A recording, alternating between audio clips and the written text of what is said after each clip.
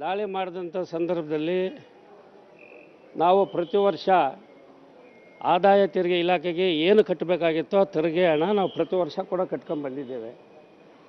15-16ನೇ ಸಾಲಿನಲ್ಲಿ ಕೂಡ returns file ಮಾಡಿದ್ದೇವೆ. ಲೋಕಾಯುಕ್ತಕ್ಕೂ ಕೂಡ ನಮ್ಮ ಆಸ್ತಿನೇ ನಾವು ಘೋಷಣೆ ಮಾಡಿದ್ದೇವೆ.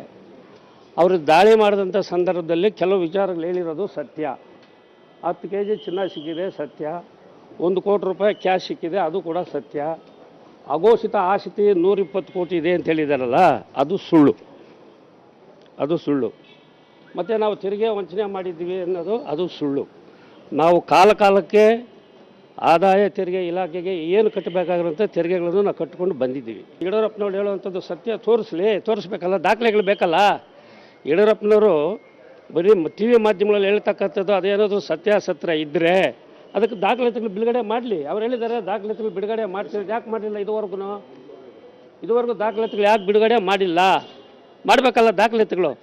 ಬರೀ ಯಾರೋ ಡೈರಿನಲ್ಲಿ ಬರ್ಕೊಂಡಿದ್ದಾರೆ, ಯಾರೋ ದಾರಿನಲ್ಲಿ ಹೋಗೋರು ಹೇಳ್ತಾರೆ ಚಿಕ್ಕ ಬ್ಯಾಗ್ ಕೊಟ್ಟಿದ್ದಾರೆ ಕೋಟಿ, ಅದು ಸತ್ಯ ಮಾಡಬೇಕಲ್ಲ. ಸತ್ಯ ಆದಮೇಲೆ ತಾನೇ ರಾಜೀನಾಮೆ ಪ್ರಶ್ನೆ ಬರೋದು.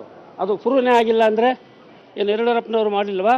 ಯಡಿಯೂರಪ್ಪನವರು ಅಧಿಕಾರದಲ್ಲಿದ್ದಾಗ 5 ವರ್ಷ BJP ಸರ್ಕಾರ ರಾಜ್ಯದಲ್ಲಿ ಆಡಳಿತ ನಡೆದಾಗ 3 ಜನ ಮುಖ್ಯಮಂತ್ರಿಗಳಾದರೂ ಭೂ ಹಗರಣ, ಒಂದು ಕಡೆ ಗಣಿ ಹಗರಣ, ಒಂದು ಕಡೆ ಚಿಕ್ಕ ಬ್ಯಾಗ್ ತಗೊಂಡಿದ್ದ ಹಗರಣ, ಒಂದು ಕಡೆ ಲೈಂಗಿಕ ಹಗರಣ, ಸಾಕಷ್ಟು ಹಗರಣಗಳಲ್ಲಿ ಆಗಿ ಇವರು ಸೆರೆಮನೆಗೂ ಹೋಗಿದ್ದರು. ಅರಮನೆಯಿಂದ ಸೆರೆಮನೆಗೆ ಹೋಗಿ 23 ದಿವಸ ಇದ್ದು ಬಂದರು. ಅದರಲ್ಲಿರ್ತಕ್ಕಂಥ ಬಹುತೇಕ ಮಂತ್ರಿಗಳು ಕೂಡ ಜನಾರ್ದನ್ ರೆಡ್ಡಿ ಇರ್ಬೋದು, ಇವರೆಲ್ಲ ಜೈಲಿಗೆ ಹೋಗಿ ಬಂದವರೆ. ಅಂಥದ್ದು ಯಾವುದು ಕಾಂಗ್ರೆಸ್ ಕಾಲದಲ್ಲಿ ಕಾಂಗ್ರೆಸ್ ಆಡಳಿತದಲ್ಲಿ ಅಂತೂ ಯಾವುದು ಭ್ರಷ್ಟಾಚಾರ